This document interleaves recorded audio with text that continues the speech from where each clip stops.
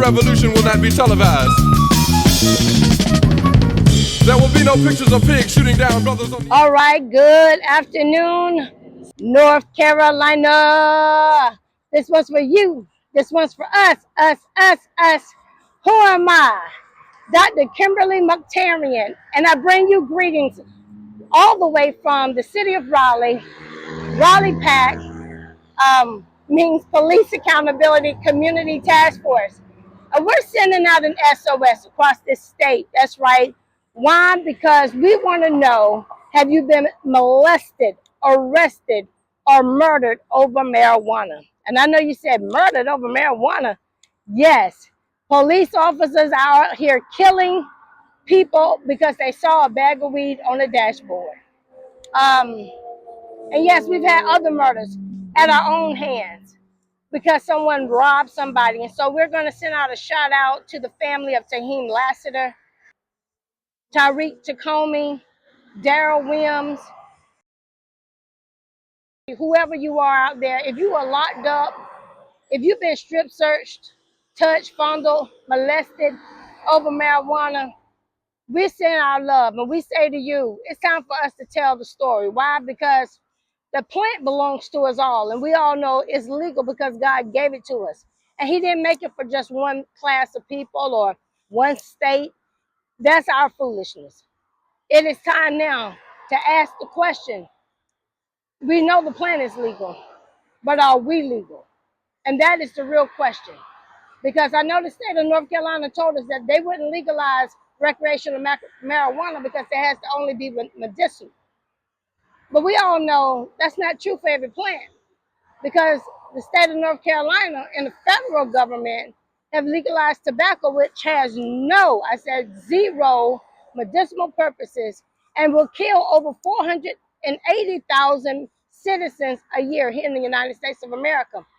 Not only will it kill you, the government is responsible for allowing distributors and manufacturers and all of these big honchos to spike the cigarette with over 400 toxic chemicals, from formaldehyde, embalming fluid. Y'all know what that is. That's right. They put all of these things in the cigarette to make you more addicted. So it sounds like to me my government are drug dealers, but they're legalized drug dealers. That's the only difference. They're not going to jail. They're not going to have a record.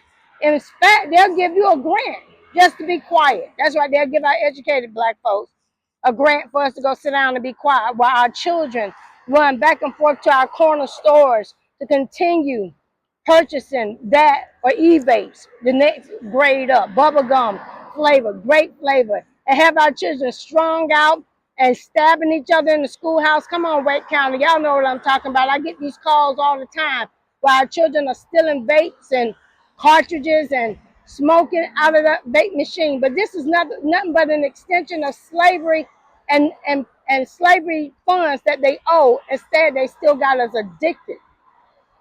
And so today we're asking the city of Raleigh and the state of North Carolina, when are you going to legalize black? That's right. When are you going to sign the paper that you just didn't let us go off the plantation, but you also are now compensating us and you're paying us back what we owe, but you're also not making up new rules that allow you to come back and pick us up. That's right.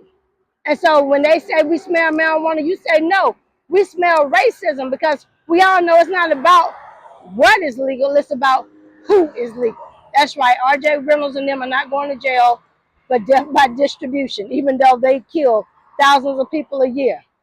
And if you can see here, I'm standing right here at the cotton mill. This is the old former plantation of Mordecai. That's right, Mr. Mordecai. His plantation stretched from where you see it over there by Krispy Kreme Donuts all the way up to Overland Road, baby. And let me tell you, his plantation was known for buck breaking. That's right. Breaking our black men down to absolutely nothing sexually so that others may fear, a form of torture, intimidation, and humiliation. And guess what? They did it on the plantation. Today, they are frisking our brothers down all the way to the ground, digging in their rectum right there on the curb. And that is still the same form of butt breaking. And so today we say, stop your practices. I know you're about to go legal with your little plant, But are you going back to fix what you broke? Because remember, this system is broken, right? But who is the breakers? Because they look like they're catching a break. We're the ones that's catching hell. They said it's a gateway drug, and the only gateway they use is just to get in your car and up the scales and hope that they'll find Master's white stuff. That's right, his cotton, his new and improved cotton, oxycontin, meth, heroin, all those other uh, substances that he put out on the streets. Give him his stuff back and tell him to give you what he owes. That's right. Get intelligent enough and confident enough to say, hey, don't you owe me something? You owe me reparations, repair. That means that we just don't sell drugs. We make things that are lifelong to help our people, not to further break our people. We don't want to be included in breaking our people as we become just like them. And so Dr. K is calling on you today because right here on Capitol Boulevard, Charles Frails and his friend from Wilson drove right down the street. They were pulled over for a traffic stop, and they were taken to the outreach, a little cove right there in Mini City. I'll show it to you, where they took these two black men or how many ever, and they strip searched them till they had nothing on.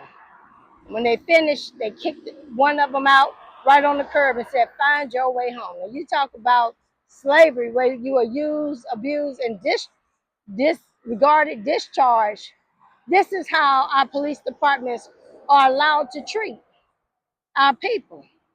And guess what? Your black officers are not saying anything because they are with it. The salary must be good. So we're calling on you. That's right, our leaders. Stand up. Because you may say you don't want marijuana to be legal, but your taxes go to protect tobacco. You can best believe that. The ATF, that comes out your check, whether you smoke cigarettes or not. We protect tobacco that kills 480,000 members of our society. We protect the government's cancer sticks. And then here you go trying to pray for them on Sunday.